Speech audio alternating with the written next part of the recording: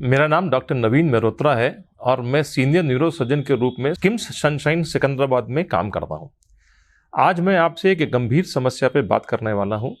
Normally हम लोगों ने सुना होगा कि जैसे बच्चों का स्कैन होता है और उसमें देखते हैं कि बच्चों को ब्रेन ट्यूमर की समस्या आनी शुरू हो गई है। हम लोग को लगता था कि पहले ये चीज़ नहीं होती थी और हम लोग इसके बारे में कुछ कम जानते थे, बट आजकल हम देख रहे हैं कि बच्चों के अंदर ये प्रॉब्लम काफ़ी ज़्यादा सुनने में आ रही है।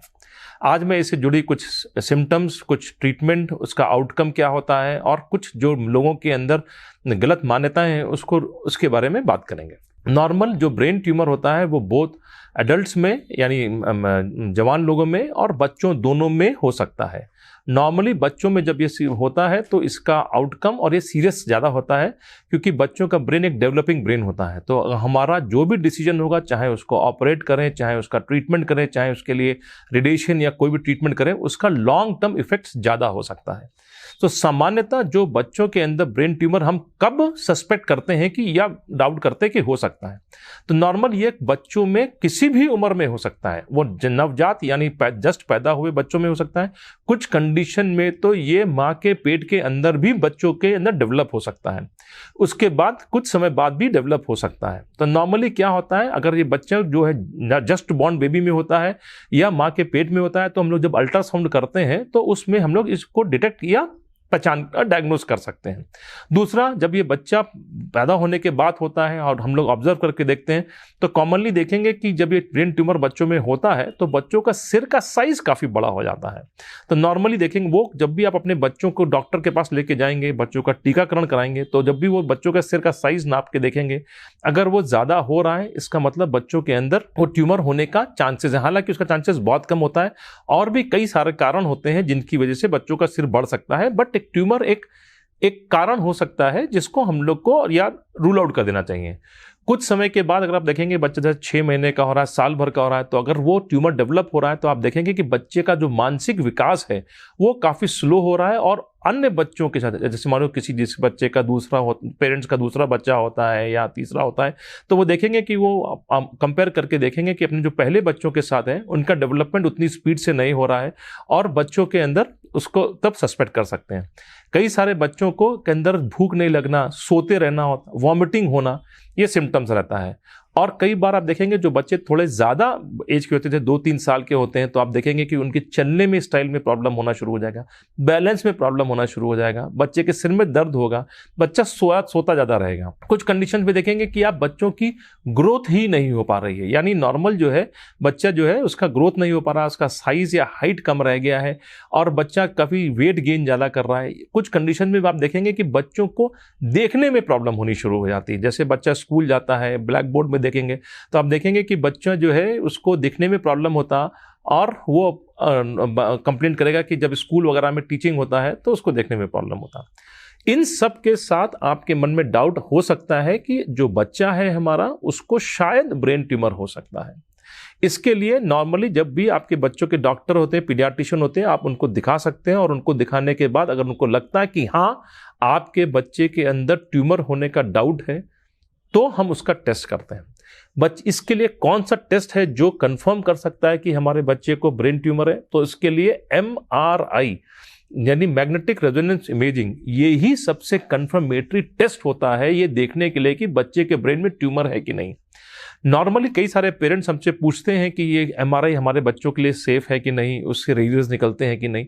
आज की तारीख में सबसे सेफेस्ट जो इन्वेस्टिगेशन या इमेजिंग है बच्चों के लिए वो MRI है। जो रेडिएशन की प्रॉब्लम है वो CT और एक्सरे से होती है, MRI से नहीं होती। कुछ कंडीशंस में जिसमें मैंने आपको बताया कि बच्चों की माँ के पेट के अंदर हम लोग सस्पेक्ट करते हैं, तो उस कंडीशन में भी हम लोग MRI कर सकते हैं।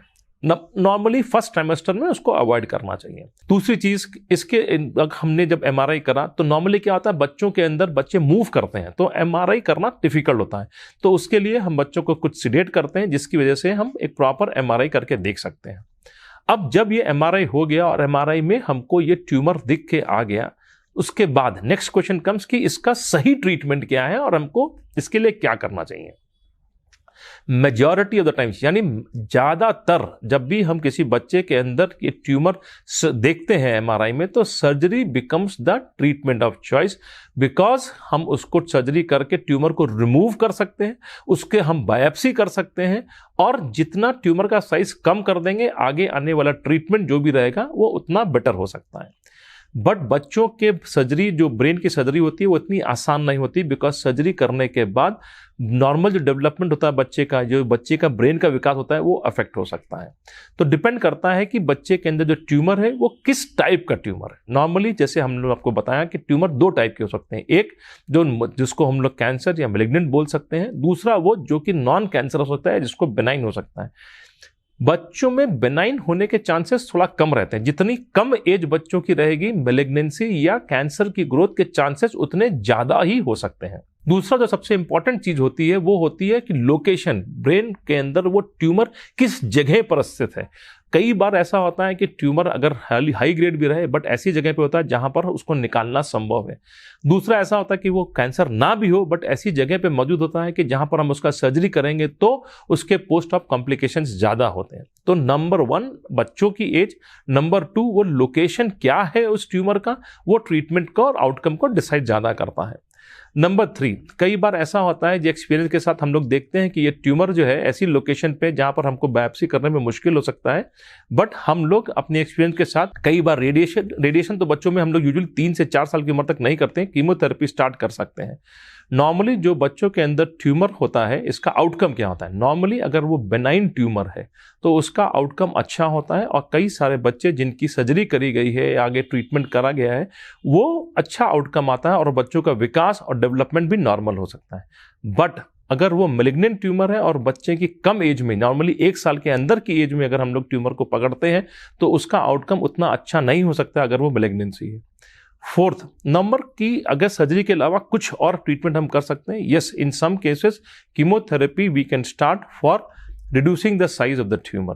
सेकेंडली, रेडिएशन हम लोग हमेशा अवॉइड करते हैं जब तक बच्चे की उम्र 3 से 4 साल नहीं हो जाती, बिकॉज रेडिएशन से बच्चे का जो डेवलपमेंट होता है उस पर इफेक्ट आना शुरू हो जाता है। नंबर 5, ओवरऑल अगर ब्रेन ट्यूमर्स रहता है तो बच्चों का आउटकम कैसा रहता है? तो ओवरऑल अगर बेनाइन ट्यूमर है, हमने सर्जिकल ट्रीटमेंट में रिमूव काफ़ी सारा कर चुके हैं, तो बच्चों का आउटकम यूजुअली अच्छा रहता है, और बच्चा का जो डेवलपमेंट रहता है वो नॉर्मल या बेटर की तरफ हो सकता है। बट अगर आपके बच्चे को ये कोई समस्या दिखती है जिसमें हेड साइज ज़्यादा हो रहा है और बच्चा सुस्त हो रहा है, हेडेक, वॉमिटिंग हो रहा है, चलने का प्रॉब्लम हो रहा है, तो अपने नॉर्मल पीडियाट्रिशियन को दिखा सकते हैं और उसके आगे का ट्रीटमेंट करने का सोच सकते हैं। किम्स सनशाइन हॉस्पिटल में इन बच्चों के ट्रीटमेंट की सारी सुविधा उपलब्ध है। अगर आपके बच्चे को या किसी को ऐसी कोई समस्या है तो then they can directly come to us, and what best we can do, we will do it for them. Thank you.